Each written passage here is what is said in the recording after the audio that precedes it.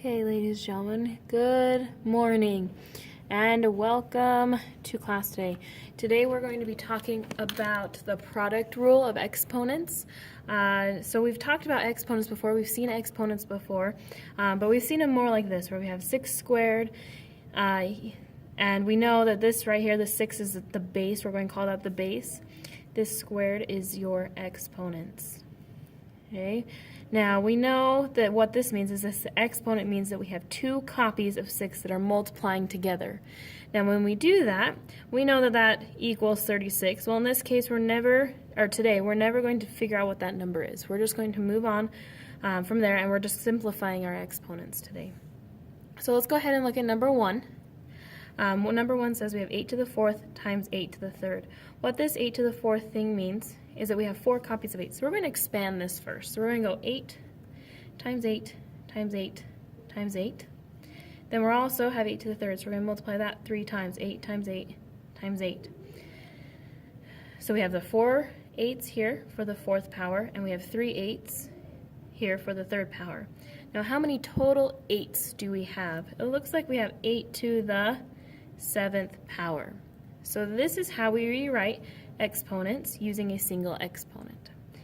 Now on number 3, it's going to be the same type of thing. We can expand it, and we have 7 times 7 times 7 times 7, so that's 4 7s. And then we're also still multiplying by 5 more 7s. So we have 1, 2, 3, 4, 5.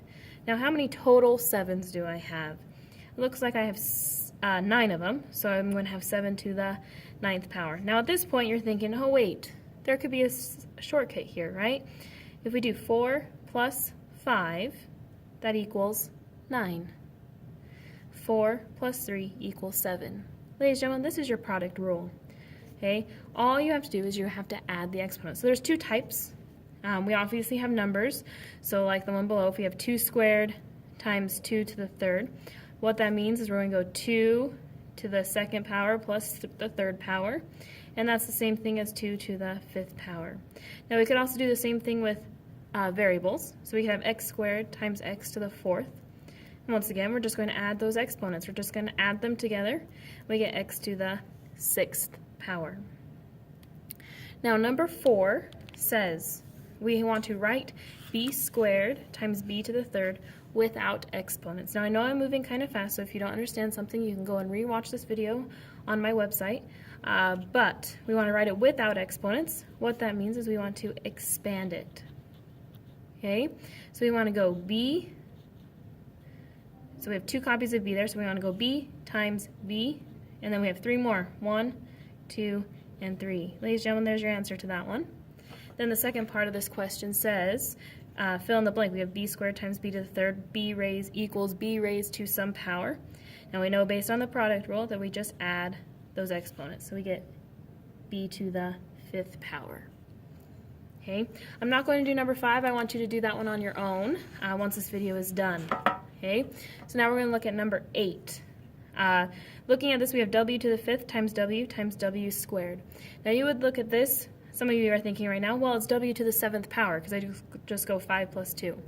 Well, if you do that, you would be wrong. Okay, we have to look at this w right here. We have 1 copy of this w, which means we really have it to the 1st power. Now we don't like to write things to the 1st power because it just gets a little messy, but we do have to account for that one. So really we have 5 plus 1 plus 2, which is w to the 8th power. Now finally, our last one, number 11, this is the last type on your homework. We have negative 2w to the 3rd power, parentheses, negative w to the 3rd. What these parentheses mean, they just mean multiply. So I'm going to rewrite this equation as negative 2w to the 3rd times negative. Now I'm going to put an imaginary 1 right there. We know that there's a 1 in front of a variable, and that's just going to help us later on. Negative 1w to the 3rd power. Now our first step in this case is to multiply our constants. Now constants just mean in this case our numbers. So I'm going to go negative 2 times a negative 1, which gives me positive 2. Now we still have this w to the 3rd times w to the 3rd. So now we're just going to use our product rule, and we're going to add our exponents. When we do that, we get 3 plus 3, which is 2w to the 6th power. Now, word of caution, do not forget to write your W. If you put 2 to the 6th power and you forget your variable, you're going to get it wrong. So don't forget that variable. Okay? Ladies and gentlemen, your assignment is called Product Rule of Exponents. I expect this done by Tuesday. If you have any questions, you can ask the substitute, or you can look at your worked out example.